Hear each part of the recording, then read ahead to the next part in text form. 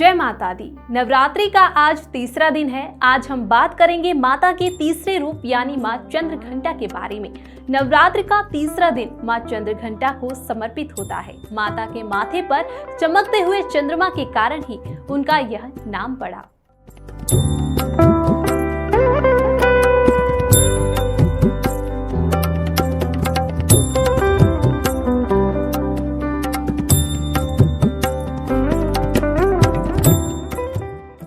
माँ चंद्रघंटा को देवी पार्वती का रौद्र रूप माना जाता है। माँ चंद्रघंटा शेरनी की सवारी करती है। माता का शरीर सोने के समान चमकता है। उनकी 10 भुजाएं हैं। 4 भुजाओं में त्रिशूल, गदा, तलवार और कमंडल है। वहीं 5वां हाथ वर मुद्रा में है, जबकि माँ की अन्य भुजाओं में कमल, तीर, धनुष और जपमाला है और 5वां हाथ अभय मुद्रा में है। इनके 10 हाथों में अस्त्र शस्त्र है और इनकी मुद्रा युद्ध की है। नवरात्रि के तीसरे दिन दुर्गा माँ के चंद्रघंटा रूप की पूजा की जाती है। 9 दिनों तक चलने वाली नवरात्रि के दौरान माँ के 9 रूपों की पूजा की जाती है। माँ चंद्रघंटा राक्षसों का वध करने के लिए जानी जाती है। मान्यता है कि वह अपने भक्तों के दुखों को दूर करती है, इसलिए उनके हाथों में धनुष, त्रिशूल, तलवार और गदा होता है। देवी चंद्रघंटा के सिर पर घंटे के आकार का अर्धचंद्र नजर आता है। इसी वजह से श्रद्धालु उन्हें चंद्रघंटा कहकर बुलाते हैं। नवरात्रि के तीसरे दिन माता दुर्गा के चंद्रघंटा स्वरूप की विधि विधान से इस मंत्र की ओम देवी चंद्रघंटाय नमः का जाप कर आराधना करनी चाहिए। इसके बाद माँ चंद्रघंटा को सिंदूर, अक्षत, गंध, धूप, पुष्प आदि अर्पित करें। आप देवी माँ को चमेली का पुष्प अथवा कोई भी लाल फूल अर्पित कर सकते हैं। साथ ही साथ दूध से बनी किसी मिठाई का भोग लगाएं। पूजा के दौरान दुर्गा चालीसा का पाठ और दुर्गा आरती का गान करें।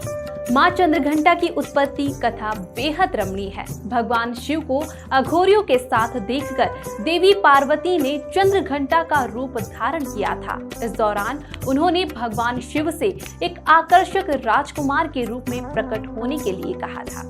कथा के अनुसार जब देवी सती ने अपने शरीर को यज्ञ अग्नि में जला दिया था, तब उसके पश्चात उन्होंने पार्वती के रूप में पर्वतराज हिमालय के घर में पुनः जन्म लिया।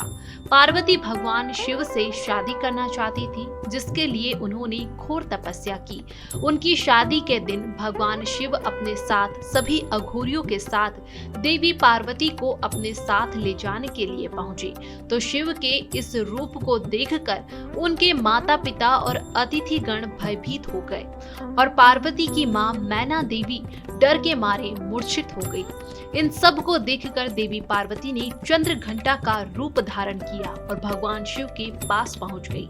उन्होंने बहुत विनम्रता से भगवान शिव से एक आकर्षक राजकुमार के रूप में प्रकट होने के लिए कहा और शिव भी सहमत हो गए। पार्वती ने फिर अपने परिवार को संभाला और सभी अप्रिय यादों को मिटा दिया और दोनों का विवाह हो गया। तब से देवी पार्वती को शांति और क्षमा की देवी के रूप में उनके चंद्रघंटा अवतार में पूजा जाता है। ऐसा माना जाता है कि माँ चंद्रघंटा का पसंदीदा रंग लाल है। उनके पूजन में लाल वस्त्र पहनकर पूजा करने से वह फलदायी हो सकती है। आइए जानते हैं पूजन विधि के बारे में। माँ चंद्रघंटा की पूजा करते समय भक्त को लाल कपड़े पहनना चाहिए और पूजा आरती करना चाहिए। माँ को लाल रंग के फूल अर्पित करें और माँ की उपासना करते समय मंदिर की घंटी अवश्य बजाएं।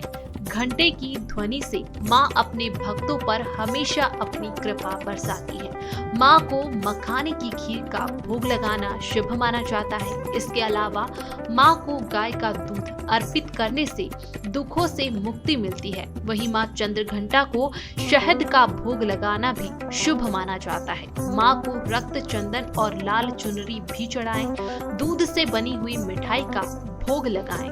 माँ चंद्रघंटा का रूप नम्रता और शांति से भरा है। इनकी पूजा करने से वीरता, निर्भयता के साथ साथ सौम्यता एवं विनम्रता का विकास होता है और चेहरे, आंखों और पूरे शरीर की सुंदरता में वृद्धि होती है।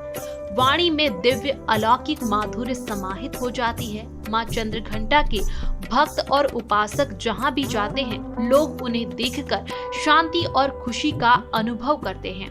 मां के उपासक के शरीर से दिव्य प्रकाशमान परमाणुओं का अदृश्य विकिरण निकलता रहता है। यह दिव्य क्रिया साधारण नेत्रों से दिखाई नहीं देती, परंतु साधक तथा उसके संपर्क में आने वाले लोग इसका भली भांति अनुभव कर सकते हैं। वहीं देवी साधक की हर प्रकार से रक्षा करती है। हमें अपने मन, वचन, कर्म और शरीर को निर्धारित विधि व्यवस्था के अनुसार पूर्ण रूप से शुद्ध और पवित्र होकर माता चंद्रघंटा की शरण में जाना चाहिए। उनकी पूजा से हम आसानी से सभी सांसारिक कष्टों से मुक्त होकर सहज ही परम पद अधिकारी बन सकते हैं।